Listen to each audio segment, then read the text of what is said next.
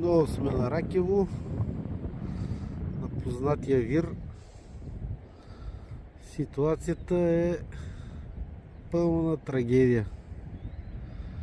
Водата е перфектна, нивото е страхотно, няма абсолютно никакъв живот.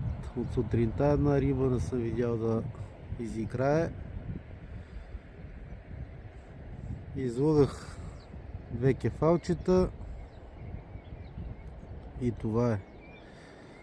Просто колегите от Северозапада въобще да не си правят сметката да идват тук за риба.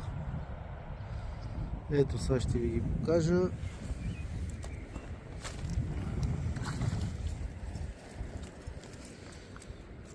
Прилични кефалчета. Но от сутринта е това. Сега си ги пускаме там, където имаме мястото.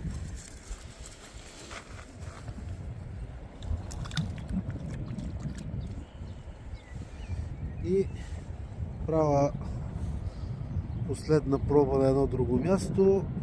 И ако има, има. Ако не, се прибирам. Хайде.